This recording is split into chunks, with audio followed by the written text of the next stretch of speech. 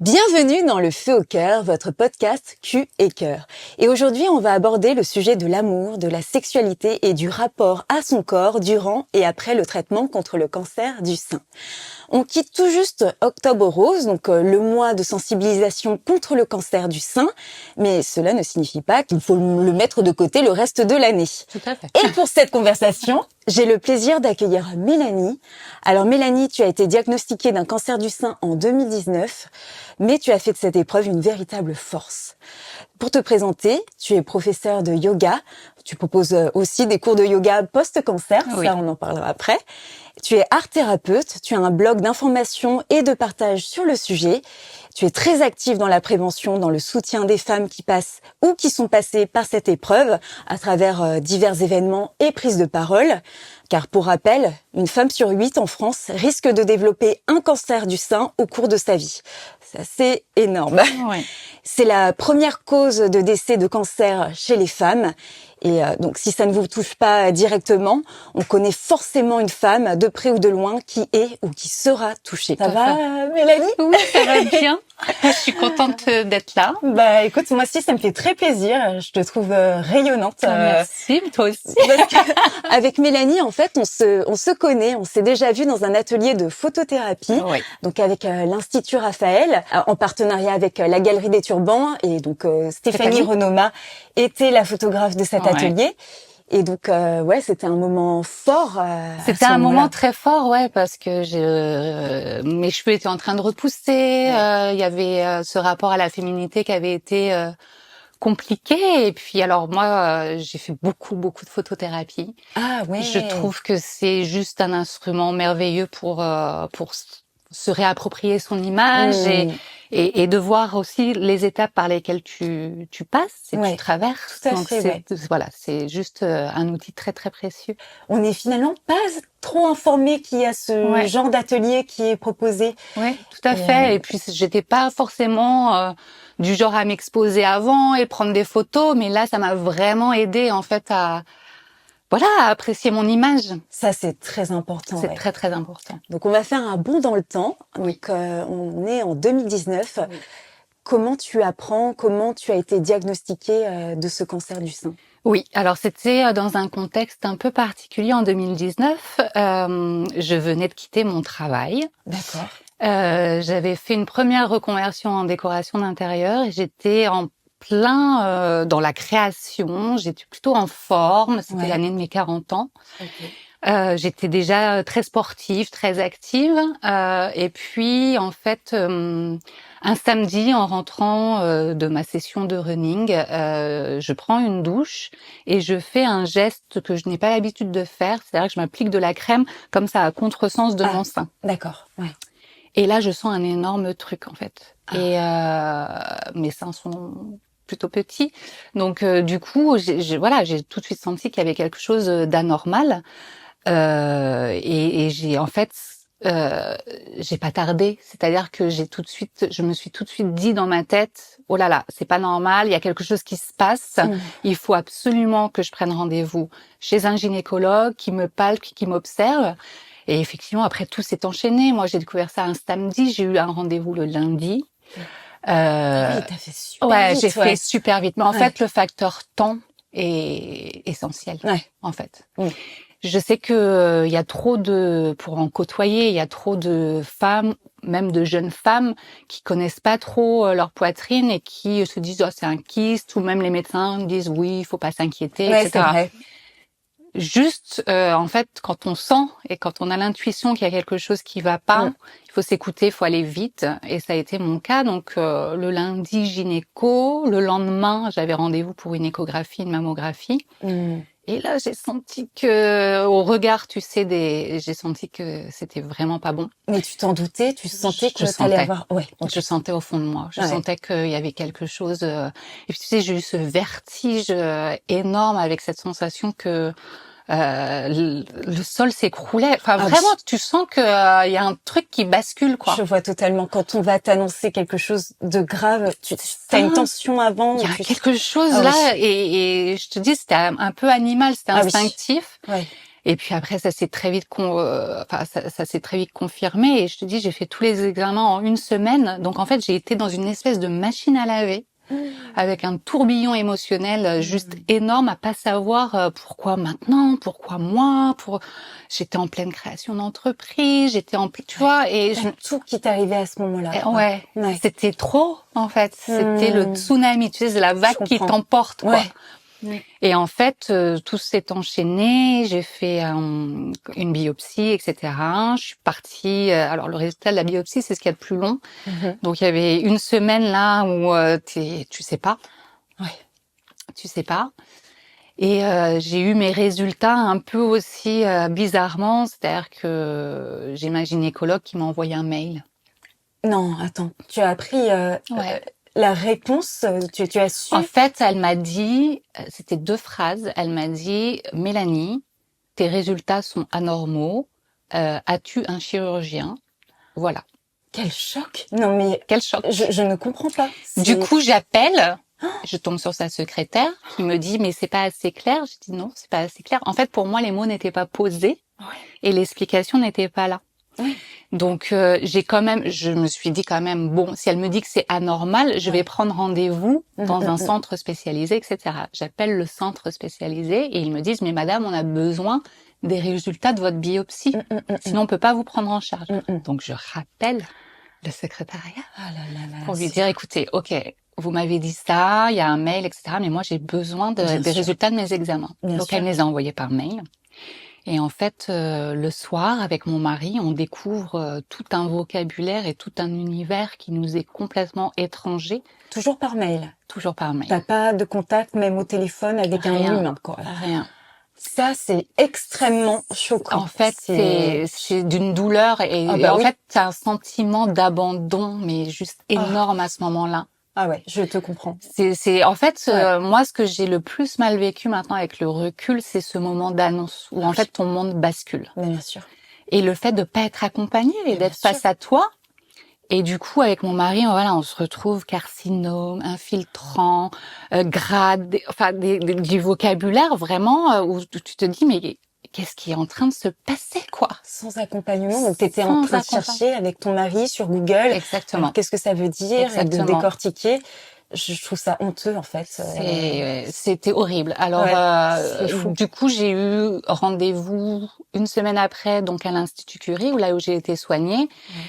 Et là, les mots on te reçoit, les mots sont sortis, mais du coup, ils pensent que tu as déjà été accompagné avant. Donc, c'est assez cru. Tu te prends, ok, on a vu vos examens, donc vous allez commencer par de la chimiothérapie, mastectomie, de la radiothérapie. Tu vois, on t'annonce un protocole comme ça. La vache. Et moi, j'avais pas eu d'explication avant de tout ça. Donc, franchement, je suis sortie de là. On a refait des examens en plus. Vraiment, j'étais dans un état émotionnel. Enfin voilà, le monde s'écroulait, quoi. Et comme on est sur les relations, c'est vrai que mon mari m'attendait en salle d'attente et il est tombé en fait sur un article.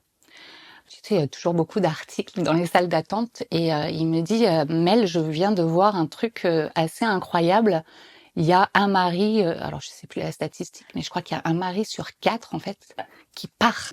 Justement, c'est marrant que tu en parles parce que c'était la suite de mes questions. Une femme a 6 fois plus de risques d'être quittée à l'annonce d'un cancer qu'un homme. Et ouais, c'est des statistiques officielles. Et c'est complètement dingue. Et ton mari, du coup... Mon mari, il a réagi, si tu veux, il a vu ce truc, il m'a regardé, donc je lui ai dit, c'est ça.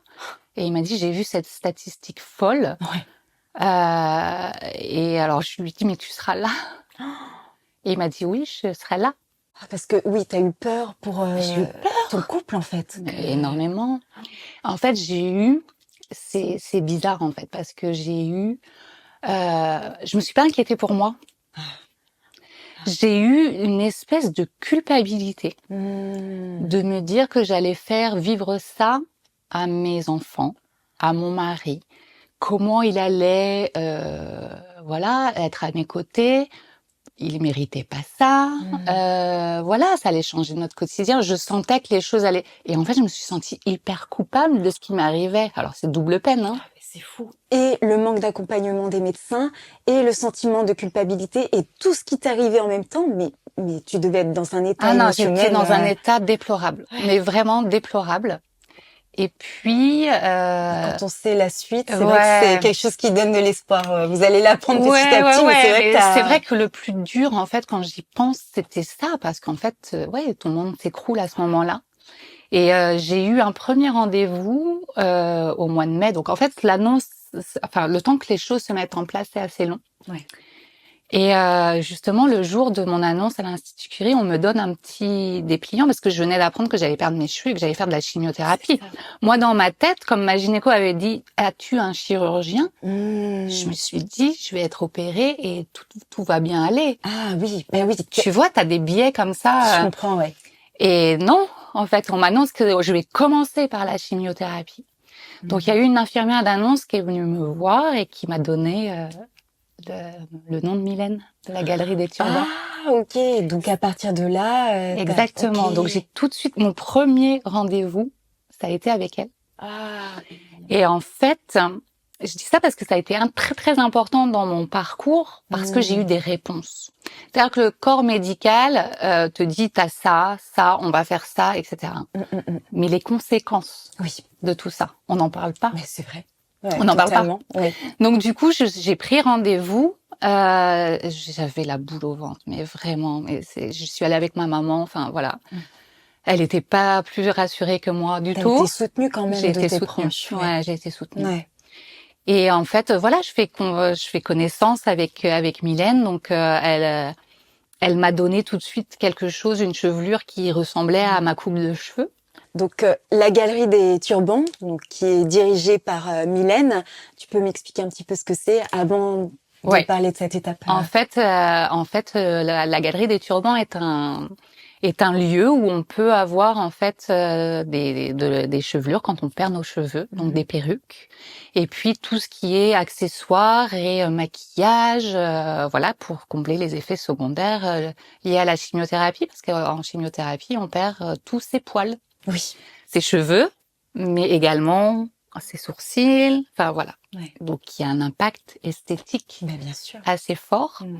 Donc Mylène a été comme un petit ange là sur mon chemin, parce qu'en fait elle m'a expliqué que telle cure allait te faire tel effet. Donc on a trouvé la chevelure qui convenait bien. Elle m'a donné quelques conseils de maquillage, faire ma ligne de sourcils, etc. C'est elle qui t'a rasé les cheveux? Alors c'est pas elle, c'était sa collaboratrice, mais ça a été dans un deuxième temps. C'était une fois que j'ai commencé la chimiothérapie. Ça commence combien de temps? Alors en fait, tu perds tes cheveux 15 jours après la première infusion. Enfin, infusion, c'est pas une infusion du tout.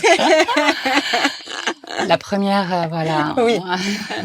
Donc oui, et en fait, comme j'avais eu des réponses avant et que je me sentais armée, j'ai été au devant. D'accord. J'ai pris rendez-vous et j'ai pas attendu que les cheveux tombent sur l'oreiller ou dans la douche. On dit que c'est traumatisant. C'est en fait, voilà, je voulais pas vivre du tout cette étape-là.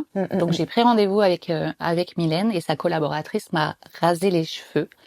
Et ce jour-là, je sais pas, alors d'un truc qui semble comme ça traumatisant, tu peux pas savoir en fait le sentiment de force intérieure que j'ai eu. Ah, que tu maîtrisais peut-être quelque chose. En fait, je subissais pas le truc. C'est moi qui prenais la décision de faire cette étape. Je comprends. J'avais un pas d'avance, tu vois. Ouais, je comprends. Ouais, et du coup, t'as un sentiment de reprise de contrôle en fait sur les choses. Et là, voilà, je me suis découverte un peu mise à nu, mais avec une force et un sentiment de je respirais à nouveau. C'est très... Alors, on n'est pas nombreuses à vivre ça comme ça, mais moi, en tout cas, c'est l'effet que ça m'a fait. Et en fait, à partir de ce moment-là, mon état d'esprit, il a complètement changé. En fait. C'est drôle parce que les cheveux, il y a quelque chose de très psychologique. Ouais. Quand tu mets une perruque, tu peux interpréter un personnage ou justement être toi. Quand tu traces les cheveux, même des femmes qui ne sont pas malades le font pour se donner un renouveau. Il y a quelque chose. Il y a un truc, on dit souvent, une femme, quand elle coupe ses cheveux, elle est sur le point de vivre une nouvelle vie. Alors moi, c'était imposé. Mais il y a un peu de ça, quoi. Ouais, Quand on voit la suite du parcours, c'est un peu mais ça, en fait. totalement. Ouais, c'est très symbolique, en fait, Ouais. à ce moment-là. Ah, c'est intéressant la manière dont tu l'as perçu parce que finalement le cancer du sein c'est un peu je trouve un cancer qui s'attaque directement à ta féminité Complètement. et à la poitrine donc qui est un attribut féminin et aux cheveux et à nos cils. Ouais. Il y a quelque chose ça touche frontalement notre en tout cas féminité. ce qui est sociétalement Oui. convenu comme féminin. Oui, Voilà. oui. Et c'est vrai que moi, dans tout mon parcours, j'ai eu à cœur de réinventer cette féminité-là. C'est-à-dire que, ok, j'avais des cheveux, j'ai toujours été super coquette et tout, mais j'ai appris aussi à développer un autre féminin. J'étais plutôt dans des énergies masculines avant, tu sais, à vouloir forcer, la working girl, tu vois, le truc. Et en fait, quand il t'arrive ça et quand tu perds des attributs féminins, bah tu vas la chercher ailleurs, ta féminité. Et moi, en fait, la création, c'est ça qui m'a reconnectée à ça, tu vois, à ce truc-là de créateur, en fait.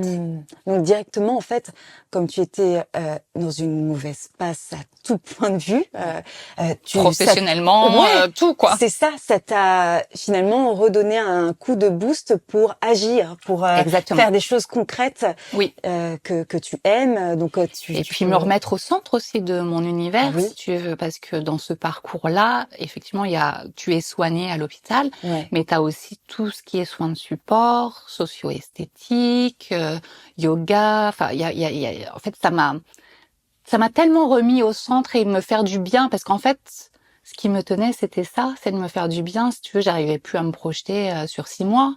C'est-à-dire les plans d'action que tu as quand tu es entrepreneur, etc., ça n'existait plus. Là, le but, c'était passer la journée et me faire du bien ce jour-ci, tu vois. Donc, en fait, on vit dans l'instant présent, un pas après l'autre, un pas après l'autre. Et l'objectif de ta journée, c'est vraiment que tu te sentes bien. Il y a quelque chose de très spirituel, ça, parce que on est toujours à anticiper finalement dans la vie, à se dire dans le futur comment ça va être, et au contraire, quand on est spirituel, on dit profite de l'instant présent. Et c'est vrai que cette phrase, ça fait sens et puis ça fait écho aussi avec la suite de ton parcours. Je trouve ça assez cohérent dans ce que tu dis. La première atteinte à ma féminité, ça a été ça, ça a été la chimiothérapie, de tout perdre. Et puis la deuxième atteinte, ça a été la chirurgie. Donc tu as fait une mastectomie? Alors j'ai fait une mastectomie et à la base on m'avait dit que comme j'avais 2 tumeurs dans le sein, on m'avait dit que j'allais être à plat, qu'ils étaient obligés de tout m'enlever et puis et le téton, tu veux dire Ouais, tout. Ouais. Mais parce qu'il y a un mais, j'ai rencontré ma chirurgienne assez tardivement dans mes traitements et je pense que j'ai plutôt bien réagi à la chimiothérapie. Et puis quand elle m'a rencontrée, qu'elle a vu mon âge, qu'elle a vu ma poitrine, elle m'a dit OK, on va faire une reconstruction immédiate. Ah, donc tu t'es pas vue Je suis pas Amazon. Ils m'ont ouvert ici, sur le côté. Ils ont enlevé toute la glande mammaire, ils ont enlevé aussi un peu de ganglions qui ont été atteints. Mais ils m'ont conservé complètement l'enveloppe. Donc j'ai pu conserver mon mamelon. Incroyable. Mais il y a un mais, c'est pas parce que tu conserves l'enveloppe, etc., que ce n'est pas un deuil quand même. Je comprends, bien sûr. Il y a un deuil, il y a un vrai deuil et il y a une vraie douleur à la fois physique et psychologique. Et je crois que le psychologique est encore plus difficile à gérer que le physique, parce que maintenant on est très bien entouré sur la douleur. Mais dans la tête, c'est assez compliqué. Et puis alors dans mon cas, en fait, ils ont mis une prothèse sous mon muscle pectoral. Donc en fait, j'ai mon muscle, alors, tu vois, je suis pas très très épaisse. Et en fait, du coup, mon muscle pectoral est toujours hyper tendu. Donc j'ai eu beaucoup de rééducation. Et de douleur peut-être. Et du coup de douleur. Et dans mon intimité, ça a beaucoup joué. Autant perdre ses cheveux, etc. Et la chimiothérapie, ça te fatigue, donc. Mais tu vois, j'étais encore dans une intimité avec mon mari. C'était peut-être pas la même intimité, mais il y avait beaucoup de douceur. Tu redeviens un peu enfant. Enfin, je sais pas si tu vois, il y a un peu ce rapport-là. Mais j'avais encore mon sein. D'accord. Et le fait d'être opérée, et du coup, ce qui était un objet plutôt sensoriel, faut pas se mentir, la poitrine, il y a Bien des sûr. sensations. Mais Alors bien pas sûr. toutes les femmes, mais moi, j'avais plutôt des sensations à ce niveau-là. Bien sûr. D'un seul coup, tu n'en as plus. Ah, parce qu'il retire toutes En les fait, parties nerveuses, en voilà, fait. exactement. Donc en fait, j'avais mon mamelon, j'avais mon sein, mais son aspect avait totalement changé. C'est-à-dire que j'avais un truc très figé, Ah, je comprends. froid, Mm. plus du tout de sensation de chaud sur le sein. Ah. Et en fait, au toucher, complètement insensible. Mm. Donc, ça a des répercussions. Bien sûr, ouais. La douleur, l'insensibilité, Mm. le fait aussi que je pense qu'à force d'exposer ta poitrine et qu'on te soigne la poitrine, en fait, tu n'appartiens plus à ton corps. Ah, c'est très intéressant, ça, ouais. Comme si c'était un objet En médical, fait, moi en plus presque. moi je suis extrêmement pudique et ça a été quelque chose en fait de montrer ma poitrine Bien sûr. à autant de monde. Ah, ouais. Oui. Et en fait, et là, je pense que ton cerveau en fait, il se met en protection. Je pense que ton système nerveux, voilà, à un moment, il dit bon, ok, si tu veux survivre à ça, ben ça t'appartient plus. Personnel médical, ça va rouler. Voilà. Je vais rencontrer plein de personnes qui vont me voir la poitrine, qui était quand même une partie de mon intimité. Et voilà, il faut que je l'expose. Exactement. Et avec la photothérapie, tu as fait. Et bah alors du coup, donc je pense que j'ai pris conscience qu'il y avait vraiment une dissociation, une dissociation de mon corps et de mon esprit. C'est à ce moment-là que mes relations ont commencé à être un petit peu plus compliquées parce que je pense que moi, j'avais du mal à être touchée. Lui ne savait pas comment faire. Il avait peur, peut-être. Il avait peur. Je pense qu'il attendait un peu mon autorisation qui venait pas. Ah oui, bah oui. Tu vois. Donc voilà, ça a été un moment assez compliqué. J'ai eu beaucoup de rééducation et tout. Et puis après, une fois que je me sentais un peu mieux avec ce sein, effectivement, la photothérapie m'a aidée, mais plus limite à accepter mon visage. C'est-à-dire la repousse de cheveux, ma nouvelle image, etc. Encore une fois, je suis très pudique, donc ces zones-là ont été très très peu prises en photo, ou alors très subtilement, tu vois, avec voilà.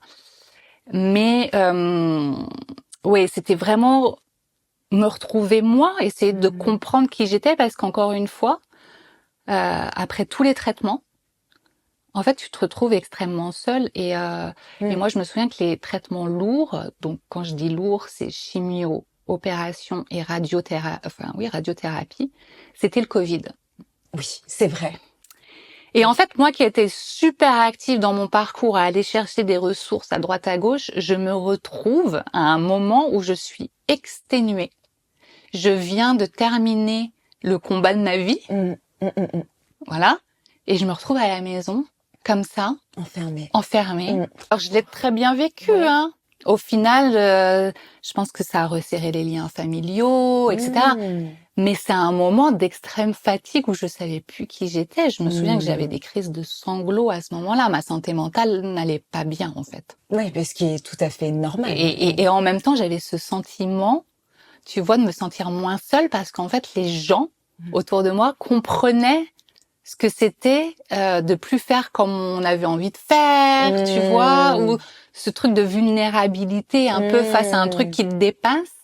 Donc, je me suis sentie un peu plus comprise. Je vois ce que tu veux dire. Voilà. Ah, vous voyez ce que ça fait, en fait, d'être un peu coupé comme ça. Et voilà. Donc, à ce moment-là, mais c'est aussi à ce moment-là que j'ai commencé à faire des collages, que j'ai commencé à créer. Beaucoup. À être plus active et à justement te dire, il faut que j'en fasse quelque chose. Moins vers l'extérieur, mais plus vers l'intérieur, du coup. En fait, j'avais besoin d'exprimer des choses. Alors, j'avais déjà mon blog à l'époque, j'avais déjà mon compte Instagram où, franchement, ça a été un espace d'expression. Je pense que j'avais tellement besoin de dire au jour le jour ce que je vivais. Ça me faisait du bien d'abord à moi, puis après ça a fait écho et du coup il y a eu une espèce d'émulation, etc. Mais c'était pas assez. Écrire, c'était pas assez. Et j'ai commencé à faire des collages et en fait, de mes collages, il sortait des trucs. Il sortait la colère, ça sortait la tristesse, ça sortait il y a plein de choses qui sortaient. Et je te disais, cette reconnexion à la féminité, à la spiritualité, au cycle, à la lune.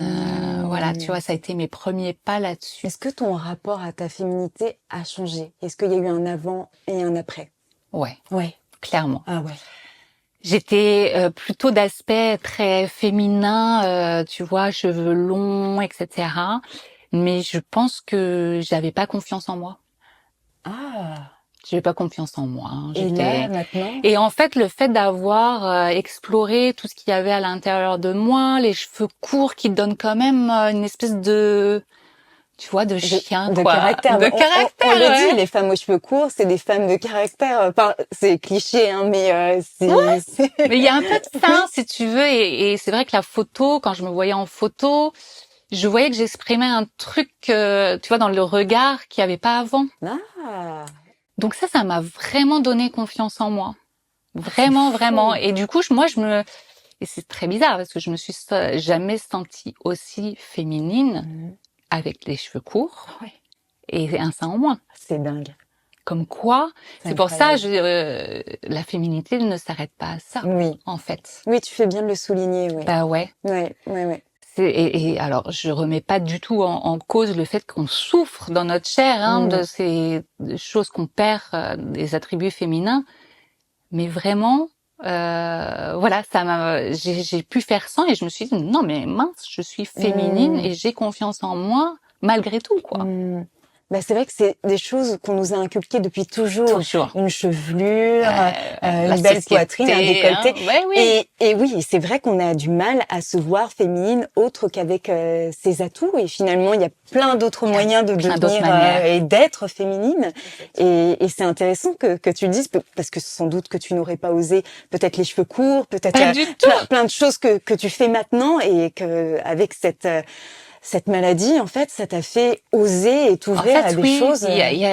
Tu fais bien de me parler d'oser parce que je pense que j'étais dans un train-train avant où j'osais pas du tout, que j'avais beaucoup de peur. Et en fait, quand il t'arrive ça, qu'est-ce qu'il peut y avoir de pire finalement? Tu vois, t'es face à la fin. T'es confronté à la fin. Même si aujourd'hui, le cancer du sein se soigne très bien quand il est pris à temps. T'as quand même une association cancer-mort qui est, tu vois, dans l'inconscient collectif, c'est quand même un peu ça. Donc en fait, t'es confronté à ta propre finitude. Donc quand c'est comme ça, qu'est-ce qui peut te faire le plus peur après ça? Donc tu te mets plus de barrières. Ouais, bien sûr. Et tu vas vers les projets qui te font envie. Tu vas vers les gens que tu as envie de côtoyer. Tu te dis, je veux prendre ce cours de danse ou en fait, je m'en fous. Tu vois, je m'en fous du regard des autres. Quoi. Il y a un truc comme ça. Ah, c'est un état d'esprit. C'est complètement un état d'esprit. Et en fait, ce qui a été douloureux aussi pour moi, c'est que c'est l'entourage qui te dit, Mel, il faut que tu reviennes à ce que tu étais en train de créer avant. Il faut que tu reviennes, voilà, reprends ta vie d'avant. Mais ça, c'est très dur à entendre, reprends ta vie d'avant. Je sais même plus qui je suis aujourd'hui. Comment voulez-vous que je reprenne une vie d'avant? Et puis cette vie d'avant, elle m'a rendue malade. Donc en fait, j'en veux plus, moi, de cette vie d'avant, de cette Mel d'avant. J'en veux plus. Mais il faut du temps pour réinventer la nouvelle. Ouais, je comprends. Ouais. Et ça, j'ai mis beaucoup de temps. C'est vrai que ma spiritualité a énormément évolué. Donc je pense que le yoga, tu vois, aujourd'hui, je suis prof de yoga. J'avais besoin d'être plus alignée dans ma vie, d'y voir un peu plus clair, de prendre soin de moi. Et surtout, je pense que le yoga m'a énormément aidée à me reconnecter à mon corps. Là où j'ai fait une dissociation, en fait, je voulais plus ressentir ce qu'il y avait. Tu vois? Déjà, je le ressentais pas beaucoup sur mon sein, mais j'avais ce truc où je sentais plus, je ressentais plus. Mon corps était plutôt mon ennemi, tu vois, alors que, au contraire, mon corps, c'est ma maison, c'est ma protection, c'est grâce à lui que je vis, etc. J'étais tellement perchée dans le spirituel, si tu veux, qu'à un moment, le corps, en fait, c'est bien de s'ancrer aussi. Est-ce qu'il y a des contre-indications à faire l'amour, à avoir une sexualité pendant la chimio? Non, il n'y a pas Écoute, de... franchement, il n'y a pas de contre-indication. J'ai envie de te dire tout ce qui te fait plaisir et tout ce qui peut te faire du bien. Voilà, non, il y a pas du tout. Alors après, effectivement, toi, tu n'es pas dans les meilleures conditions à ce moment-là. C'est-à-dire que tu es fatigué, Oui. tu as la nausée, etc. Mais il n'y a aucune contre-indication. C'est pas dangereux. C'est pas dangereux Ouais, du tout. ouais. Du Parce tout. que je pense qu'il y a des femmes qui se disent, oula, est-ce Non, que non, je non. fais Et quelque chose c'est pas qui... dangereux de toucher, c'est pas dangereux, voilà, c'est pas dangereux. T'es pris en charge de toute façon. Ouais. Donc voilà, c'est juste qu'il y a beaucoup de barrières inconscientes. Ouais. Des deux côtés. C'est-à-dire que pour un homme, toucher quelqu'un qui n'a plus de cheveux, plus de poils, tu vois, qui redevient enfant, c'est quand même... Oui. Voilà. Et puis de l'avoir diminué, et voilà. Et puis nous, c'est... voilà, comment penser à ça alors que notre cerveau est complètement mobilisé. C'est ça qui est le plus compliqué, Oui, mais il n'y a bien aucune sûr. contre-indication. Au contraire. D'accord, ok. Ouais. Au contraire, des fois, il y a une sexualité assez épanouie pendant la chimiothérapie. Ah ouais. Non, mais pourquoi? Je te dis, je pense que ce qui est le plus impactant en termes de traitement, c'est après. C'est la chirurgie et l'hormonothérapie avec tout ce que ça implique d'effets secondaires. T'as pas du tout été soutenue au départ de la part des docteurs. Non. Est-ce que après, au fil du temps, on t'a parlé un petit peu de ton rapport avec ton couple, de sexualité, voilà, de plein de choses par rapport à ça, de ce qu'engendrait tout ce qui est la chimiothérapie, parce que c'est quand même très important, mais l'air de rien, la sexualité durant la chimiothérapie et la maladie, j'ai l'impression que c'est quelque chose dont on ne parle pas. On parle pas, non. Et toi, t'as pas été... Et c'est vrai que je te parlais d'énormément de soins de support. Moi, j'ai été dans plein d'associations, etc. Alors, il y a des psys qui nous accompagnent, mais le sujet sexo, il est vraiment très, très, très, très récent, en fait. C'est quelque chose qui est un peu tabou, vraiment. Mais il faut savoir que la chimiothérapie, voilà, a des vrais impacts sur notre intimité, ne serait-ce que tout simplement parce que ça nous ménopause. J'avais entendu ça, que à partir d'un certain âge, tu risquais d'être ménopausée. Même, quel que soit ton âge, en fait. Quel que soit l'âge. Ouais, il y a des jeunes femmes de 25 ans qui se retrouvent ménopausées avec la chimiothérapie et les traitements. Donc en fait, tout ça, enfin, je sais pas si tu vois le chamboulement dans ton corps, voilà. Donc tu es assez jeune. Dans mon cas, j'avais 40 ans. C'était un peu la fleur de l'âge quand même, 40 ans. Enfin, tu vois, tu sais qui tu es, voilà. Oui. Et tu te retrouves avec des douleurs articulaires partout, des bouffées de chaleur, de la sécheresse vaginale, une perte de libido. Bah oui. Qui est accentuée en plus par le fait que tu as été opérée, que tu n'as plus de sensations, etc. Donc en fait, la sexualité classique, on va dire, d'un couple d'avant, sachant que tu as de la sécheresse vaginale et que tu ressens plus. Mais oui. On a eu une période de disette. Ce qui est normal. Ce qui est normal, mais du coup, on a l'impression, et nous les femmes, on nous met un peu cette pression-là, qu'on a genre une injonction à satisfaire l'homme avec qui on est. Ouais. Mais je suis totalement d'accord. Tu vois. Ouais. Et en fait, alors je l'ai pas eu, cette pression-là, je l'ai pas du tout eu de mon mari, heureusement. Alors, il s'est réfugié dans d'autres choses, dans le sport. Je pense que ça l'a fait beaucoup tenir, etc. Mais pour en avoir parlé avec d'autres femmes, oui, cette injonction, en fait, à faire plaisir à son mec, alors que toi, tu vis un truc pas sympa et que t'es pas dans le mood, quoi. Je veux dire, à un moment, il faut créer le contexte aussi. Ça vient pas comme ça. Ah, mais complètement. Et moi, j'ai ce truc aussi où j'ai besoin de connexion, que tu vois, l'émotionnel soit là, de la tendresse et tout. Bien sûr. J'étais clairement pas dans le mood. Et mentalement et physiquement. C'est ça. C'est comme une sorte de test du couple. Tu vois comment réagit ton conjoint, parce que c'est normal. J'imagine que 9 femmes sur 10 ont une baisse de désir significative, et ce qui est normal. Et je pense qu'on en revient au stade. Parce que effectivement, il y a un impact et il faut réinventer son intimité. Et réinventer son intimité, ça veut dire déjà, en tant que femme, se reconnecter à soi. Et il faut du coup du temps et de la patience. Ouais. Et ça, parfois, les hommes, ils sont pas patients. Ben oui. Ouais. Oui, c'est ça. Ben, parce que l'air de rien, le temps de se faire soigner, c'est long. C'est long. Il y a aussi le après. On retrouve pas un désir une fois que la chimiothérapie est terminée. Il faut un petit temps. Puis on ressemble à rien, faut se le dire aussi. Bah mais la confiance en soi, quand on se sent belle, forcément, on a plus de désir, on a envie de faire l'amour. Et quand tu te sens amoindri physiquement, que tu as eu, comme tu disais, tout ce personnel médical qui a complètement médicalisé ta poitrine, tu te dis bon, oui, en fait, je me mets à ta place. Enfin, ouais. Et c'est vrai que la première étape, c'est déjà de se réconcilier soi-même avec son corps. Ouais. Parce que en fait, tant que t'es pas bien avec ton corps, tu peux pas être bien avec l'autre. Et alors moi, je lui ai dit, de toute façon, je me forcerai absolument pas. Tu vois, les règles étaient claires.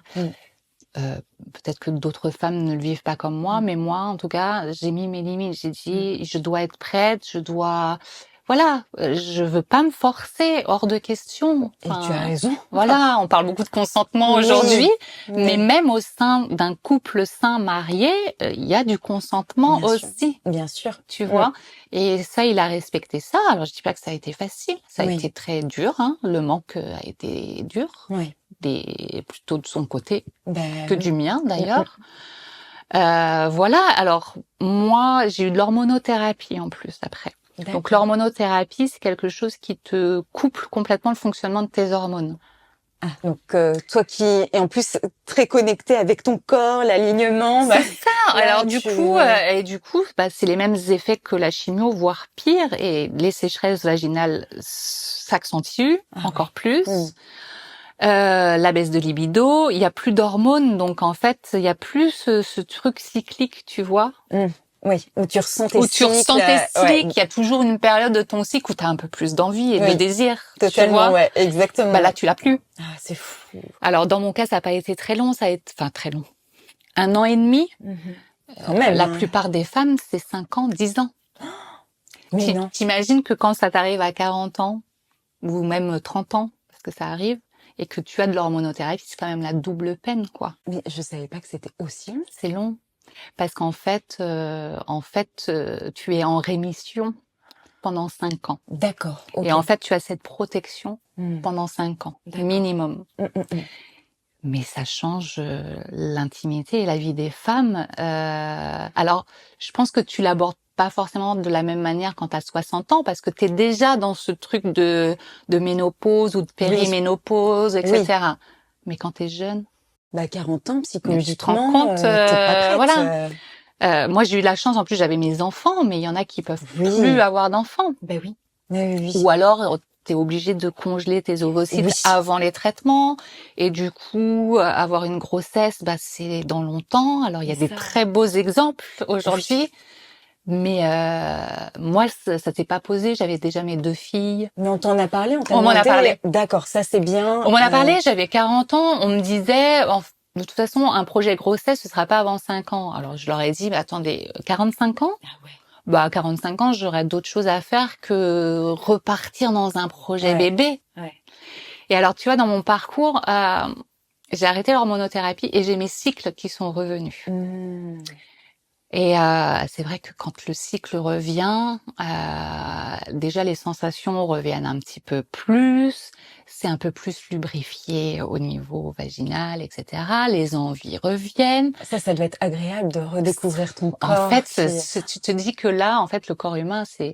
Parce qu'on peut des fois être, tu vois, agacé d'avoir ces cycles, parce qu'il y a tout un truc d'humeur, de trucs, de machin. Là, j'étais plutôt contente de les revoir, et puis je trouvais ça... genre un peu symbolique aussi, tu vois, la vie qui revient. Et c'est vrai que ce projet d'enfant, tu vois, quand j'ai eu l'annonce, on m'avait dit, pas avant 45 ans, j'ai eu mes règles à 42, 43, c'est revenu. Et dans ma tête, quand même, dans un coin de ma tête, je me suis dit, ce serait quand même une belle revanche sur la vie d'avoir un enfant maintenant. Ça a duré 1 semaine. Hein. C'est vrai. Tu en as parlé à ton mari? Ouais, j'en ai parlé à mon mari.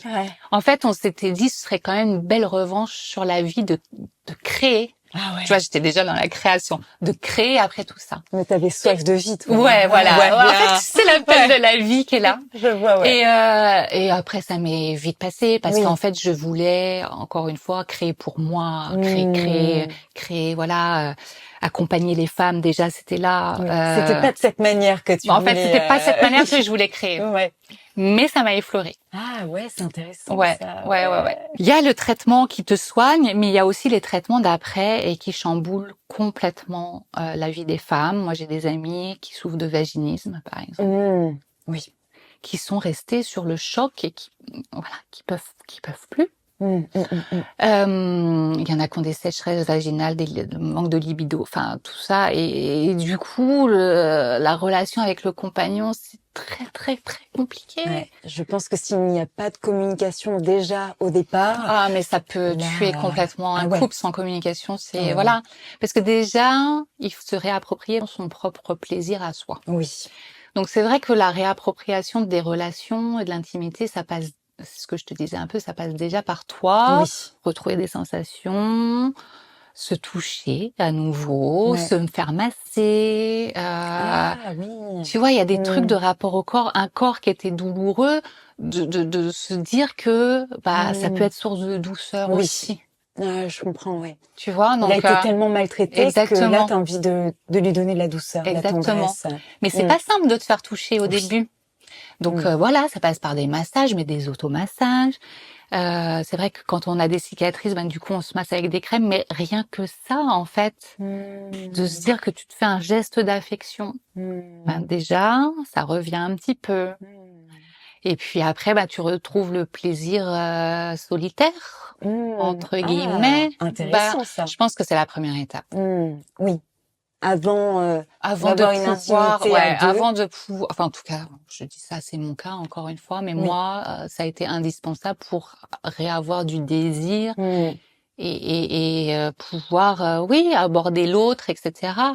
Et après, moi, je pense que je suis pas la seule dans ces cas-là, c'est aussi réinventer une sexualité, c'est-à-dire que, encore une fois, ce qu'on nous apprend et on va parler avec des mots crus. Soyons crus. On y va. Cru. Non, c'est naturel. Mais tu vois, un rapport homme-femme, c'est tout de suite, il y a une pénétration vaginale, etc. Oui. En fait, la sexualité, c'est pas que ça. Et on peut avoir une intimité autrement. Voilà. Je vais pas rentrer dans les détails, mais voilà, on peut avoir une sexualité autrement. Déjà sans être malade, c'est vrai qu'il n'y a pas besoin de pénétration pour faire l'amour et pour donner du plaisir à son partenaire, quel que soit. C'est vrai. Tu vois? C'est vrai ce que tu dis, ouais. Et c'est même un truc un peu, on parle beaucoup de slow life, mais en fait, c'est un truc aussi de reconnexion à ses sensations, de faire autrement que ça. Mais encore une fois, c'est des injonctions, c'est très culturel, oui. Oui. C'est comme les cheveux, c'est comme les seins, c'est comme. Mais c'est vrai. Alors, je sais pas la nouvelle génération, mais c'est vrai que. Peut-être que la nouvelle génération, change, mais. Pour moi, le premier rapport sexuel, on me disait, c'est une pénétration. C'est un sexe d'homme dans un vagin. Ça n'est pas autrement. Mais on est d'accord. Mais moi aussi. Ouais, c'est ça. Hein. Donc du coup, effectivement, d'en parler avec son partenaire et de se dire, en fait, il y a d'autres moyens. Mais tu parlais des massages, et je trouve que, c'est une bonne approche de conseiller, de demander à son partenaire de faire des massages petit à petit, d'aller sur la partie qui a été maltraitée, meurtrie, et de voir comment Moi, ça se fait, comment ça se passe. Moi, je sais que la première fois qu'il m'a retouché sur mon sein, j'ai pleuré. Oh, ça a dû être un moment très fort. Parce que c'est chargé, quoi. C'est chargé. Et puis lui, est-ce que je vais te faire mal? Ah oui. Ouais. Et moi, en fait, c'était tellement une charge, ça m'a tellement fait souffrir que me ressentir, en fait, tu vois, caresser à cette... Vraiment, ça a été émotionnellement très fort. Il n'y a pas eu plus, tu vois, mais en fait, étape par étape. Quoi. Et voilà, il y a eu ce truc qui est sorti, j'étais en pleurs. Tu vois, comme quoi... fort. Ouais. Et encore une fois, tu peux avoir du plaisir autrement. Oui. Oui, mais là, rien que cette étape de Du tendresse, En fait, le toucher, c'est hyper essentiel aussi. Après, ça dépend, hein. Chacune, il y en a qui sont plus visuels, etc. Moi, je sais que le toucher, c'est quelque chose qui me... Et voilà, se ressentir déjà la connexion du toucher. Parce que la chimio, ça impacte pas mal les sens, Oui. l'odeur, les goûts. T'as un goût de fer dans ta bouche. Tu ressens plus le goût des aliments. T'es un peu nauséeuse, etc. Donc Et le toucher aussi, peut-être. le toucher, alors le toucher, moi, ça a été plus l'opération, les ganglions qui font que j'avais des neuropathies. Donc en fait, j'avais tendance à tout laisser. Voilà, je me retrouvais pas dans mon toucher, dans mes ressentis. Donc c'est un peu déstabilisant aussi, tu vois, de pas bien sentir dans tes mains. Voilà. Ouais, les sens. Les sens. Il y a vraiment eu des périodes de grande disette, il faut le dire. Je sais pas, j'appelle ça disette, mais voilà. Où en fait, il sentait que j'étais pas prête et prête, et du coup, il y allait même pas, quoi. Ouais. Mais quand moi, je commençais à, tu vois, à être comme ça, et c'est là où il me disait, est-ce que je peux? Voilà, et il y allait en douceur, mais c'est vrai qu'il m'a attendu, il a attendu que je vienne vers lui. Et c'est vrai que lui a eu beaucoup plus de mal à verbaliser que moi. Ah ouais. Et ça, je sais pas si c'est un peu général. Je pense que les nouvelles générations aussi, ça verbalise plus. Moi, il avait beaucoup de tabous autour de ça. Et je pense que c'était plus pour se protéger, pour me protéger. Il voulait pas mal faire. Il voyait que j'avais pas envie, donc il respectait ça. Mais en même temps, je pense qu'il avait vraiment envie, tu vois. Et il a été patient. Il a été patient. Franchement. Ah ouais. Bah ouais, avec le recul, je me dis vraiment, voilà. Après, la chose qui peut arriver aussi, c'est que toi, tes envies sont différentes. Oui, t'as peut-être une sexualité nouvelle, une tendresse nouvelle maintenant, parce qu'il y a un après. Maintenant, tu es guérie. Exactement. Et après, on parlait de ce rapport à la vie, et c'est vrai que après tout ça, quand tu retrouves un peu qui tu es, t'as une soif de vie et de bouffer la vie. Et de ressentir, tu vois, qui peut te faire un peu, tu vois, là aussi il peut y avoir des séparations, par exemple. Ah oui, oui. Où tu te dis, j'étais dans le confort d'un truc, où c'est hyper confortable. Voilà, alors ça c'est très sécurisant quand tu traverses un truc difficile, d'avoir cette sécurité-là, plan, ça te rassure, ok. Mais une fois que c'est passé, une fois que tu veux refaire des projets, refaire ta vie, mettre de la vie à nouveau, ce qui a été mon cas, hein. Là, souvent le partenaire prend peur aussi. Ah oui. Attends, on va pas au même rythme en fait. Lui, il reste sur la sécurité, la routine, je te rassure, etc. Et toi, t'as envie de grands projets, t'as envie de sortir, t'as envie d'aller danser, t'as envie de refaire des restos comme si on était hyper jeunes, etc. Tu vois? Ouais. Il y a ce truc de, allez, on va pas s'installer dans une routine après tout ça, Je quoi. vois. Donc après la crise de la quarantaine, t'as la crise de post-chimio, en fait. C'est ça. Et en fait, aujourd'hui, je pense que j'en suis là. C'est-à-dire que moi, j'ai une soif de vie qui est telle, et de vouloir voyager, de vouloir faire des projets et tout. Et lui, il est dans ce truc, ok, j'ai une nouvelle femme, là. Ah oui, il est déstabilisé. Ouais, il est un peu déstabilisé. Il se dit, waouh, et il m'a même dit, et ça me fait souffrir, mais je suis libre d'en parler parce qu'il le sait, donc il découvrira rien du tout. Moi, j'attends la Mel d'avant. Et je lui dis, bah, en fait, je suis désolée. La Mel d'avant, elle reviendra pas. Donc, en fait, soit tu acceptes de main dans la main la nouvelle Mel, t'apprends à la connaître et on chemine ensemble là-dessus. Soit bah tu souhaites pas et voilà, t'es libre de partir, quoi. Comme si tu lui demandais de faire un deuil du passé. En fait, c'est un deuil. C'est un deuil. C'est un deuil aussi pour toi, mais tu l'as fait.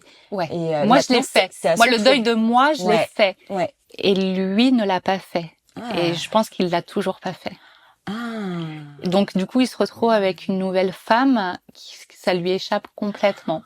Et encore une fois, j'étais très introvertie avant. j'étais quelqu'un qui assez sérieuse, assez voilà, et tout ça, toutes ces épreuves ont fait que j'ai un truc qui est sorti quoi. Je sais pas, enfin voilà, la vie, la vie. Ça t'a Et révélé, en fait. ça m'a révélé. Alors j'aime pas remercier le cancer, Non. mais ça m'a quand même, comme toute épreuve en fait, Oui, tout à fait. ça a réveillé quelque chose et j'ai réalisé que la vie c'était maintenant, Oui. c'est pas dans à la retraite, Ouais. tu vois, Oui. c'est maintenant Oui, oui. ma vie. Du coup, je suis dans cette énergie de Hmm. voilà, de vie, de projet et Oui. ça peut être très très très déstabilisant pour le compagnon. Ouais. Oui, t'as une conscience que la vie était courte et qu'il fallait la vivre intensément et que de cette volonté, t'as eu tellement peur, en fait. C'est ça. T'as eu, comme Et lui aussi a et eu lui aussi. peur. Et je pense que lui aussi, du coup, tu vois, les hommes, quand ils ont peur, en fait, ils ont tendance à rentrer dans leur coquille, tu Oui. vois. Et les hommes ne parlent pas comme nous, les Oui, femmes. c'est Parce vrai. que moi, j'ai eu énormément de soutien de par ma communauté, de par toutes les rencontres que j'ai faites, échanger entre nous, se soutenir. On n'a pas, tu vois, lui n'a pas eu ça. Ah ouais. Et je lui ai demandé, d'ailleurs, d'aller voir quelqu'un, de se faire soutenir. Mais tu sais, culturellement, alors je sais pas si c'est Oui. culturellement, mais un homme a plus de mal à aller se confier en fait à un spécialiste. Oui. Et puis même entre mecs, je sais pas s'ils parlent réellement en fait des choses, tu sais, de C'est vulnérabilité vrai. ou ça reste. Ouais, c'est assez touchy et nous, on a l'habitude, tu vois, de se confier ou même Ouais, d'aller voir un psy. c'est ça. Pour un mec, bah, tu vois, là, aller voir, je sais pas, un Ouais, sexologue, bah pour lui c'est c'était. quelque chose de très Ou compliqué, ouais. alors il était prêt à faire la démarche, mais à deux. Ah, là, c'est intelligent, c'est bien. Alors, ce qui est pas mal, parce qu'effectivement, améliorer notre communication, etc. Mais j'ai vite senti en fait que le blocage venait aussi de son côté et le fait de pas avoir déposé sa parole d'aidant, parce qu'il n'a pas appris à être aidant. Personne n'apprend à être Bien aidant, sûr, ouais. Bien surtout sûr. sur la femme que tu aimes. Enfin, je veux dire, enfin, tu vois. Et moi, j'ai vite senti, et après j'ai fait une formation d'art-thérapie, donc tu vois, j'ai ces réflexes aussi, et j'identifie là où, mais je suis la plus mal positionnée pour le soigner, Ah, bah oui. entre guillemets. Bah, c'est difficile de soigner son conjoint autant quand t'es à l'extérieur. Possible en Tu peux fait, donner des conseils, mais quand t'es dedans, c'est pas possible. c'est pas C'est pas possible. possible, donc du coup, moi, il a jamais eu, il en a très peu parlé à ses copains, à part Ah ouais, pour ce truc de fierté, parce qu'il m'a quand même vue pas mal active, tu vois, à m'exprimer dans des podcasts ou sur mon blog ou à faire des projets. il était Et il fier. était plutôt dans ce truc, regardez, enfin, tu vois, elle fait des trucs, Ouais, quoi. c'est bien. Voilà, donc il avait Mm. déjà cette fierté-là, Mm. mais après, donc ça c'est à l'extérieur, Oui. mais dans l'intimité. Mm. Je sentais quand même qu'il attendait quelqu'un que je n'étais plus et qu'il a aidé et pour avoir été aidante aussi à mon tour, je sais à quel point tu es dans une impuissance en fait. Parce que quand tu es malade, tu es aux commandes. Quand tu es à côté, en fait, à part tenir la main, t'as pas grand-chose à faire, quoi. T'as peur d'être Parce que tu peux vite projeter tes propres peurs, tu peux vite être dans la suraide et du coup tu te sens complètement diminué alors que donc en fait c'est un rôle quand même hyper délicat où il faut être hyper ouvert, attendre que on pose le besoin C'est vrai. sans aller forcément au-delà du besoin et enfin voilà, c'est compliqué. Ouais, Et c'est en fait difficile. cette parole-là, il a pas été la déposer quelque part et moi je pense que c'est essentiel qu'il aille qu'il aille extérioriser son vécu, qu'il aille en parler à quelqu'un qui saura trouver les mots, qui saura l'aider. Je pense que c'est aussi un travail individuel et pas que de couple. Oui. Parce que moi, j'ai fait ce travail individuel de mon côté. Tu vois, Ouais. j'ai été très, très, très, très entourée, très, très soutenue. Donc aujourd'hui, je sens que ce qui coince, c'est plutôt ces blocages de son côté. Oui, donc on parlait des thérapeutes de couple, mais aussi il faut se faire suivre seul. Donc Seul. si tu avais un conseil à donner Ouais. à des couples, ça serait de se faire suivre psychologiquement aussi. Individuellement. Ouais. Encore une fois, parce que tout part de toi. Ouais. Et l'énergie que tu dégages et ce que tu vas donner à l'autre et comment tu vas te comporter avec l'autre, ça vient aussi de tes blessures, de tes souffrances, de ce que tu as vécu. Et si t'es pas bien, tu peux pas en fait être équilibré. Et ça, c'est pour tout le monde. Mais en fait, le cancer et l'épreuve du cancer du sein fait que tout s'accélère. C'est un accélérateur en fait. Et tout explose d'un seul coup. Et je pense que les statistiques des hommes qui quittent plus les femmes pendant cette période, c'est dû à ça. C'est qu'il y a aucune communication, que les hommes ont peur d'extérioriser. Et d'ailleurs, je sais pas si tu as vu ça m'a fait un peu... je trouvais ça un peu particulier. Donc pendant Octobre Rose, il y a eu pas mal de sensibilisation. Je sais pas si tu vois qui est Camille Lacour. Oh, bien sûr. Oui. Il était au défilé et j'ai fait partie du défilé, donc je le connais très très bien. Sa femme a été atteinte d'un cancer du sein. Oui. Et j'ai trouvé que certains articles mettaient plus en valeur le fait qu'il ne l'ait pas quitté, qu'il était là, genre waouh, bravo, incroyable, vous n'avez pas quitté votre femme qui a un cancer. Et j'ai trouvé ça absurde. Je suis tout à fait d'accord avec toi. Que de valoriser le fait qu'il ait pas quitté sa conjointe, effectivement, ça devrait être quand même, voilà. Ouais. Alors moi, j'ai vu aussi un beau message de sa part en disant, nous les hommes, on a aussi notre place, on a notre part à faire, on est là pour les femmes, on a un rôle à jouer, etc. Merci. Oui, parce qu'il a eu une belle prise de parole. Exactement. En plus, il était assez sincère en disant, on a failli se séparer. Tu sais, ça demande à elle. Alice, c'est une amie, donc elle a eu comme moi ce réflexe de dire, écoute, ça va être difficile. Je ne veux pas que ça abîme notre relation. Si tu as peur, vas-y, pars. Elle lui a dit ça. Oh la vache. Donc en fait, lui, il a été là. Elle a préféré prendre les devants. Elle a préféré prendre les devants. Mais souvent, nous les femmes, on est comme ça. La culpabiliser, tu dis. Ouais, c'est exactement ça. Je pense que j'ai eu ce réflexe-là en me disant, t'es dans la fleur de l'âge, t'as tout, tu vas pas te trimballer, nana. Enfin, tu vois. Ouais. Donc vas-y si t'as envie de partir. Et c'est lui qui m'a dit, je serai là. Oh, c'est dur. Ouais, c'est dur. C'est dur ce truc de culpabilité qu'on se trimballe. Je trouve que déjà, quand ça va, on a de la culpabilité en tant que femme. Mais alors là, tu te dis, déjà, toi, t'es malade, tu vis un truc pas facile physiquement, psychologiquement. Et en plus, tu prends tout ce que ton conjoint... Tu prends le poids de tout ton entourage, en fait. Tu vois? Et il y a des moments, tu te retrouves même à rassurer ton entourage. Oui, c'est ça, Voilà. Et ça, c'est compliqué aussi. Ah ouais. Parce que forcément, les gens te voient. Donc, plus ou moins bien. Alors moi, j'avais à cœur d'être très bien, justement. Tu vois, d'en faire même un peu trop avec mes turbans, mon maquillage, etc. Mais les gens, en fait, projettent sur toi quelque chose qu'ils ont chez eux. Oui. Il y a des regards qui se baissent, il y a ah là là, c'est dur quand même. Et puis j'ai ma sœur moi ou j'ai une amie qui s'en est pas sortie. OK, merci. Enfin, tu vois, le côté pitié peut-être. Ouais, le côté pitié. Les gens arrêtaient d'avoir pitié. Et moi, je voulais absolument pas de pitié. Au contraire, je voulais d'absorber les bonnes énergies pour que moi tu vois, je me sens bien. Et justement, je pense que j'en faisais un peu trop sur mon apparence parce que voilà, même les infirmières, quand je venais à l'hôpital, elles me disaient, waouh, vous dégagez un truc et tout.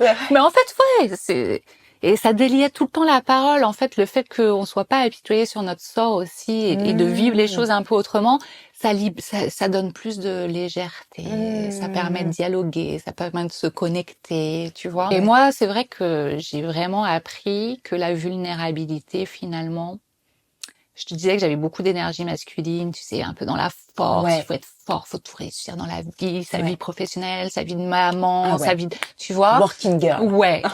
Et en fait, j'acceptais pas que je pouvais pas tout faire. Et là, ça a été, voilà, je suis vulnérable. Je peux pas faire comme avant. Je peux pas faire ci. Je peux pas faire ça. Et en fait, la vulnérabilité, quand tu oses dire que tu es vulnérable et que tu ne peux pas, en fait, c'est là où les gens, t'écoutent et ont de la compassion. Je pense qu'il n'y a pas de compassion sans vulnérabilité. Non, mais tu dis vrai. Et puis, je trouve que encore plus à notre époque des réseaux sociaux, il y a Ouais. une injonction à la perfection, Où à il faut toujours. être comme ça. Voilà, c'est ça. Faut être mère de famille, faut réussir Voilà. professionnellement, faut être belle, faut être mince, faut faire du sport. C'est dur, C'est enfin, dur d'être une femme. c'est impossible en fait de tout faire, Non, de cocher toutes les petites cases. Non, ça n'est pas c'est possible. pas possible en Et fait. donc justement, le montrer, dire ben ouais, je suis vulnérable, ouais, je ne suis pas parfaite. Ben on s'identifie plus et du coup Moi, on je se peux te reconnaît. dire que mon réseau d'amis aujourd'hui est tout à fait différent. C'est-à-dire qu'avant, j'étais la working girl dans une tour, etc. Il y avait une certaine forme de superficialité dans les relations. Hein. Ça va, oui, bien, t'as fait quoi ce week-end? Enfin, tu vois, tu restes dans la superficialité. Oui. Moi, aujourd'hui, mes amis, c'est de la vraie connexion cœur à cœur. Ah, parce que ton cercle Ah ouais, amical, mon cercle c'est a vrai? bougé. Ouais, mon cercle a bougé. Alors, il y a les vrais qui restent les Ouais. vrais, tu vois. Ouais. Mais mon cercle a beaucoup, beaucoup changé depuis 5 ans. Et voilà, parce qu'on a cette connexion, on sait en fait. Hmm. On sait.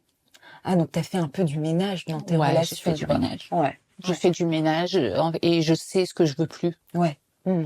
Donc en fait, les limites sont beaucoup plus claires à Hmm. mettre et du coup, je ne laisse plus rentrer dans ma vie des gens qui me paraissent, voilà, Ouais. pas, tu vois. Ouais. Au feeling, Donc t'es peut-être moins, il y a peut-être moins d'amis ouais. entre guillemets, mais tu sais que ceux qui sont là, Oui. Bah, c'est très bien. voilà, Ouais. C'est très, c'est très bien. exactement ce qu'il faut. Ouais, tout à fait. Tu as rencontré pas mal de femmes Oui, aussi atteintes de cancer du sein. oui. Ça a développé une sororité. Ah mais oui. Ouais. Il y a un lien entre nous qui est assez magique. Alors après, c'est comme partout, j'ai envie de te dire, il y a du bon, il y a du mauvais. Mais moi, j'ai rencontré, pendant mon traitement, j'ai rencontré quelqu'un qui s'appelle Sabrina, avec qui on a tout traversé ensemble. Malheureusement, elle a récidivé, malheureusement, elle est partie. Oh. Quand je te disais que j'étais Hmm. aidante, je suis devenue aidante, Hmm. en plus d'une pathologie qui m'avait, enfin, tu vois, qui Oui. m'avait concernée. Ça a été une telle douleur pour moi, mais c'est aussi une telle bénédiction qu'elle a été sur mon chemin parce que j'ai réappris, en fait, à connecter sincèrement et entièrement avec une femme. Hmm. Non, mais vraiment, tu vois, avoir ce truc où il y a pas de jalousie, il y a pas de concurrence, il y a pas de jugement, il y a que de la bienveillance, il y a que du soutien. Et ça, purée, qu'est-ce que ça m'avait manqué. Ouais. Et en fait, ça m'a éclairé le chemin pour toutes mes relations d'après avec les femmes. Cette relation a Ouais, particulièrement marqué un ouais, renouveau ouais, dans tes relations ouais. avec les femmes. Oui, Ouais. parce que voilà, parce que chacun porte en fait un poids invisible sur ses. On est toutes dans le même bateau en fait, tu vois.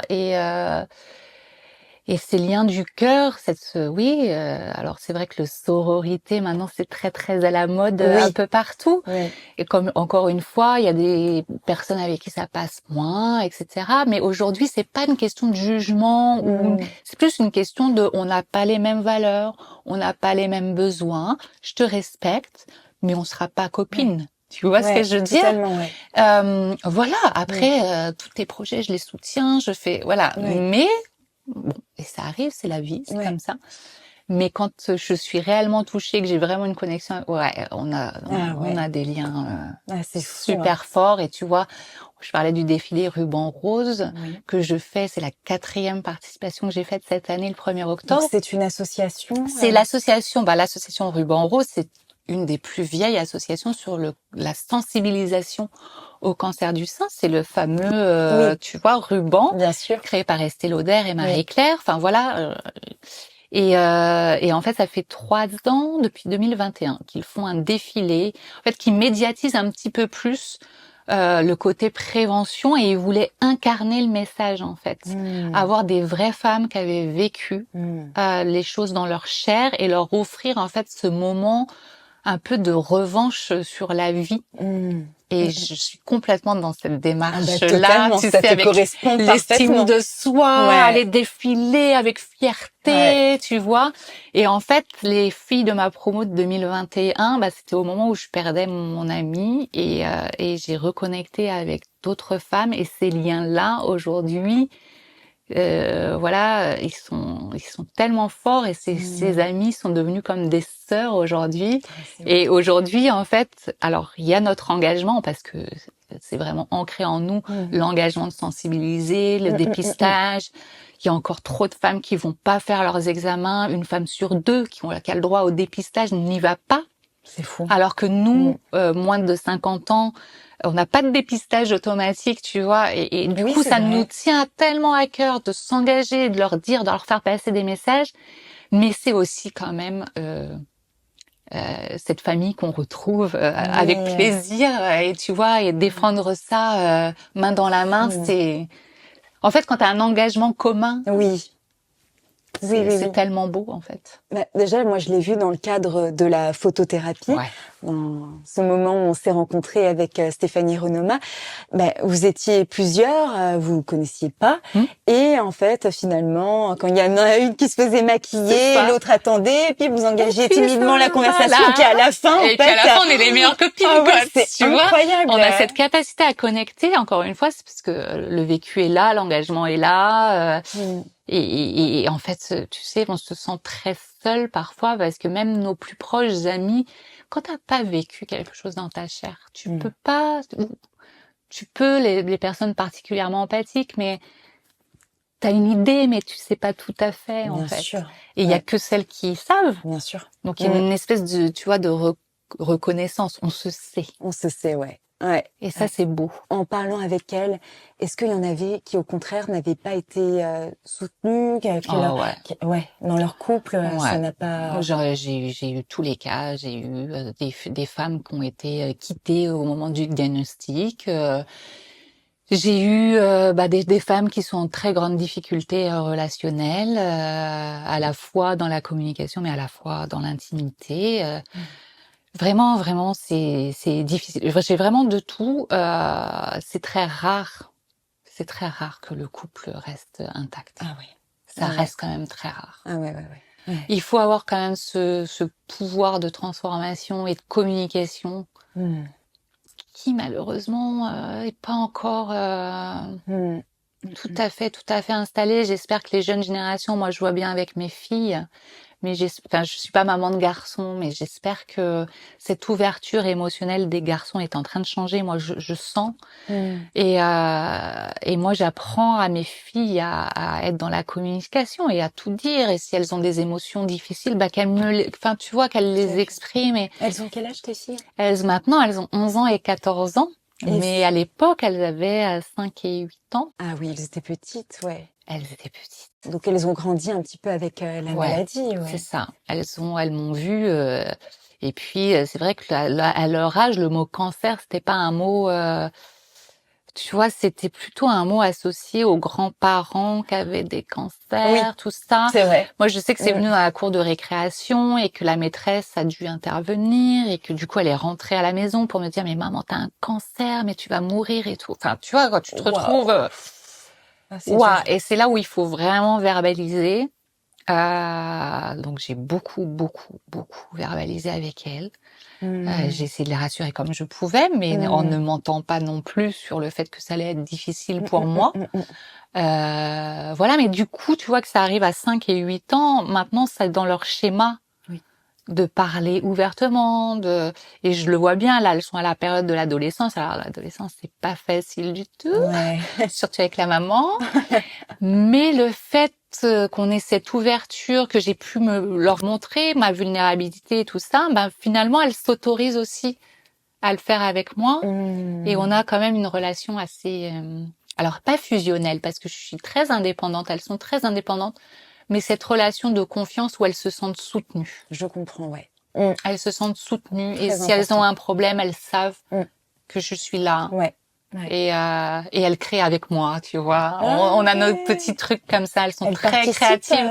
Pendant Octobre Rose, elles sont... elles étaient au défilé. Ah, c'est vrai. Ma fille de 14 ans m'a demandé pour la première fois d'avoir le ruban rose pour qu'elle en parle, et tout ça. Donc, et ça, elles sont fières de leur maman. Et ça, c'est cool aussi. Il y a même les copines de ma fille qui me suivent sur les réseaux. Alors, ça va être très compliqué. Alors, tu sais, à cet âge-là, maman, non, quoi. C'est un peu la honte, tu vois, les activités de maman.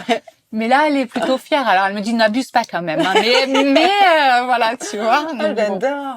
Ouais. Ah, ça, c'est génial. Du coup, voilà, comme elles deviennent femmes, elles sont sensibilisées aussi au dépistage. Oui, elles sont Voilà. très sensibilisées au dépistage. Et c'est vrai que comme elles sont femmes, comme j'ai eu beaucoup d'interrogations à propos de leur corps. Et c'est marrant parce que à 5 et 8 ans, c'était pas les mêmes interrogations. Tu vois, à 5 ans, elle m'a interrogée sur les cheveux qui, pour elle, c'était pas possible, quoi. Alors, je lui avais dit, j'ai vais avoir ma perruque. Et elle me disait, mais maman, ça va être comme la Reine des Neiges, tu vois. Tu vas pouvoir prendre une perruque blonde, tout ça. Donc, tu vois, dans son imaginaire de 5 ans, c'était ça sa réaction. Et le rapport au féminin, c'était perdre ses cheveux. Et ma fille de 8 ans, c'était plus, ouh, ça, c'est ton sein quand même.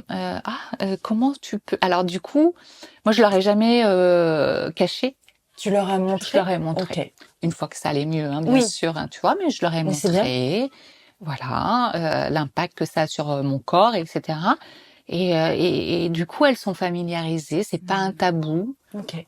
Donc voilà, mais c'est marrant qu'en fonction du stade où tu en es, on n'avait pas les mêmes questionnements. Il y en avait une, D'accord. c'était sur la poitrine, l'autre sur les cheveux. Ah ouais. Ouais, ouais. Est-ce que tu peux me montrer ou m'expliquer Alors, les comment gestes on fait? d'autopalpation. Voilà, tu as Alors, deviné. oui, parce qu'aujourd'hui, je parlais de dépistage un petit peu. Donc, le dépistage aujourd'hui, à partir de 50 ans, il y a un dépistage qui est fait, voilà, de 50 à 79 ans, mammographie qui est pris en charge. Donc voilà, moi j'encourage toutes les femmes à aller se faire dépister. On a la chance en France d'avoir un dépistage organisé, pris en charge, etc. Malheureusement, une femme sur deux n'y va pas, par peur, très certainement, ou par être pris dans le quotidien qui est déjà chargé. Ouais. Mais s'il vous plaît, allez vous faire dépister. Le facteur temps, il est juste essentiel. Quelque chose qui est détecté à temps, peut-être qu'une chirurgie suffira. Et qu'il n'y aura pas tous les traitements lourds. Et aujourd'hui, le cancer du sein, c'est un cancer qui se soigne bien. Mais effectivement, quand il est détecté à temps, voilà, il a des vrais impacts, mais il se soigne bien. Et pour les moins de 50 ans, du coup, et moi, tout mon message, c'est ça, c'est d'apprendre les gestes d'autopalpation. Et j'ai un petit sujet sur, tu vois, ma fille de 14 ans, collège, c'est peut-être un petit peu trop tôt, mais lycée, université, Oui. je pense que, voilà, c'est un moment où on découvre son corps et je pense que le fait que on touche tout de suite sa poitrine dès son plus jeune âge, dès les premiers cycles, etc., c'est aussi apprendre à se connaître, Oui. comment évolue notre poitrine en fonction du cycle, etc., et qu'il n'y ait pas de tabou à se toucher la poitrine. Exactement. Ça, c'est important. Tu vois, c'est pas réservé à ton partenaire Oui, de toucher. Tu c'est peux ça. te toucher aussi la poitrine. Oui. Bon, les gestes d'autopalpation, du coup, on voit un peu de tuto partout, mais tu vois, c'est les 3 doigts comme Ouais, ça. les 3 doigts. Et puis généralement, il faut lever le bras comme ça. Ouais. Et puis tu fais des mouvements un peu comme ça circulaires. Ah oui, d'accord, ok. Tu vois, bon. Ouais. Tu Hop, tournes autour tu de la tournes poitrine. autour. Ok. Tu vérifies aussi au niveau du téton. Tu peux pincer un petit peu le téton pour voir s'il n'y a pas une masse sous le téton Ah oui. ou des écoulements. Oui, ça j'avais vu, ouais. Ouais. Alors très très important aussi, il faut les clavicules parce qu'en fait, Ah, les clavicules aussi. ouais, ok. les glandes mammaires, c'est pas que là. J'avais vu sous les aisselles, mais Voilà. Donc il y a les là clavicules. aussi, tu vois, parce que des fois tu as des petites masses ici, là, jusqu'ici. Ah ouais, ouais. Voilà. Et puis effectivement les ganglions ici sous les aisselles. Tu vois, vraiment. Et s'il y a une petite masse, une petite boule, alors ça peut être une masse, mais des fois tu sens pas la masse. Hein. Donc ça peut être un changement d'aspect du sein. Oui. L'aspect peau d'orange, l'aspect des seins déséquilibrés. Le sein chaud aussi. Le sein chaud. Le sein chaud, généralement c'est un signe de cancer inflammatoire. Ah ouais. Donc il faut réagir assez vite. Voilà, et il faut savoir connaître son corps et sa poitrine et comment elle évolue selon son cycle. Oui. Et le fait de savoir ça fait que... et alors l'autopalpation, faut pas non plus être hypochondriaque. Oui. Tu vois ce que je veux dire? Le faire matin, midi, soir. Oui. Généralement, une fois par mois, à distance du cycle, parce que quand on a nos règles, les seins changent un peu, ils se durcissent un petit peu, etc. Une fois par mois, déjà, c'est très bien. Voilà. Déjà, consulter son gynécologue et puis, une fois par an. surtout, consulter son gynécologue une fois par an. Parce que tu vois, moi, j'avais consulté mon gynéco 6 mois avant la découverte et il y avait rien. Ouais, ça a évolué très rapidement. Ça peut en fait. évoluer très, très, très vite. C'est fou ça. Donc voilà. Et moi, j'étais pas sensibilisée aux gestes. Encore une fois, tu vois, c'est quelque chose qui m'a surprise et qui m'a sauvée finalement. Et Octobre Rose, en fait, avant 2019, oui, tu en entendais parler, mais bon, de loin, en fait. En fait, ça faisait tellement pas partie de mon univers et de ce qui pouvait. J'ai pas de cas dans la famille. Je me sentais un peu invincible, tu vois, de me dire, voilà, j'ai 37, 38 ans. Enfin, ça me concerne pas, c'est pour les autres. C'est ça. Et quand ça t'arrive, tu te dis, en fait, ouais, bah, je suis l'autre, quoi. Ouais. Une femme sur 8. Et quand une même, fois en sur France. 8, moi, je dis souvent ça, pensez à vos bandes de copines ou quand vous travaillez, etc. Ben, dans l'audience, on est souvent 8 et tu te dis, bah voilà, potentiellement, en fait, c'est énorme une femme sur 8. Je trouve ça c'est énorme. édifiant, ouais, c'est fou. Donc voilà, moi je passe souvent ce message de prévention pendant Octobre Rose, c'est parlez-en aux femmes que vous aimez entre guillemets, c'est-à-dire que voilà, d'apprendre les petits gestes. Moi, je veux pas affoler, donc voilà, je propose souvent d'accompagner même les femmes à leur mammo, leur tenir la main, tu vois, mes copines. Oui. Si t'as peur, hein, je suis là, je t'emmène. Du coup, je trouve ça beau que les hommes fassent aussi la même chose. C'est un message d'amour. Mais ça, voilà, je suis intervenue là en entreprise pendant Octobre Rose. Je leur disais, mais pourquoi vous preniez pas ensemble vos rendez-vous, vous vous faites un petit café. Totalement. Ça, en fait, transformer le truc en un moment agréable où vous prenez soin de vous et récompensez-vous après. Complètement, ouais. Ah, je suis complètement d'accord de le voir comme ça. Mais oui. Tu rends la chose un peu moins dure, un peu plus légère. On est entre copines. Allez, on y va. On y va. Ouais. Et aussi dans le fait que tu disais que il y a plein de gens, donc t'es pas touché directement. Tu dis bon, c'est loin de moi. Je sais que ça arrive à certaines femmes, mais bon, moi. Et non. Une femme sur 8, on le répète, mais c'est que c'est tellement énorme comme chiffre et que forcément dans nos vies, comme je le disais au départ, soit on sera touché ou soit l'un de nos proches ou quelqu'un de plus maman, loin, cousine. C'est fou, comme tu l'as rappelé. Si c'est pris à temps, c'est un cancer qui se soigne très bien et je crois même que c'est le cancer qui se soigne le mieux. Ouais. Donc voilà, c'est très important. Tout ce travail de dépistage, Octobre Rose, pour se rappeler que il faut se faire dépister. Exactement. Vraiment. On le répète, hein, on est en boucle. Parce que l'information et savoir, c'est pouvoir agir. Est-ce qu'il y a des choses dont tu voudrais parler? Bien, écoute, je suis encore très active sur mon compte Instagram où je partage effectivement mes projets, ce que je fais. J'ai un blog où j'ai partagé quand même pas mal d'astuces autour de mon parcours. Donc, je suis prof de yoga. Donc, j'ai un yoga un peu particulier parce que, en fait, je prends en compte les diminutions physiques liées à un cancer du sein, notamment par rapport à une opération. Je ne donne pas des cours de yoga comme on voit un peu partout avec les studios. Je prends en compte mes propres limitations pour pouvoir accompagner au mieux les autres qui ont des limitations. Super intéressant. Donc voilà, et puis aussi se remettre au centre, cet alignement, respiration, enfin trouver des clés pour gérer aussi l'anxiété et le choc un peu post-traumatique de tout ça, hein, parce que c'est quand même un petit choc dans une vie. Donc voilà, je suis prof de yoga, j'interviens à la Maison Rose de Paris. Et je suis fraîchement diplômée en art-thérapie, même si ça fait... Félicitations. Merci. Même si ça fait déjà 3 ou 4 ans que j'anime déjà des ateliers, mais je voulais, tu vois, avoir le diplôme et que ce soit très officiel. D'ailleurs, j'ai eu j'ai eu des super résultats, donc je suis très fière de la moi. Bonne élève. Ouais, mais en fait, tu sais, ce truc, en fait, je suis bien à ma place, quoi. Ouais, je comprends. En fait, tu vois, après tout ça, ok, t'as trouvé le truc et Ouais. t'es à ta place. Tu te sens alignée. Et ouais, là, je me Ouais. sens, tu vois, entre le yoga et la création, je suis alignée avec ce que je suis. Je trouve que ça se voit. C'est vrai. Ça se voit et physiquement et dans ce que tu dégages avec les autres, comment tu veux aider aussi les autres à se sentir mieux Oui. pendant, après. Il y a quelque chose où t'as envie de donner. Hein. Là, En fait, j'ai envie qu'on se dise que la maladie, c'est aussi quelque chose qui vient te dire un message. Oui. Et qui vient de te dire que tu es le centre de ta vie et que tu es créatrice de ta vie et qu'il n'y a pas de fatalité, en fait. Et je suis dans la vie, encore une fois. Tu vois, et pourtant, j'ai vécu des choses pas sympas du tout. Le deuil, je l'ai beaucoup vécu. Mais je suis dans la vie et c'est ça que j'ai envie de leur transmettre. C'est-à-dire qu'il vous est arrivé un truc qui est malheureux. Comment vous le transformez. Et moi, je les aide à transformer ça pour qu'elles s'aiment à nouveau. Parce qu'encore une fois, tout part de soi. Ouais, c'est très psychologique. Ouais, un très peu. Intéressant.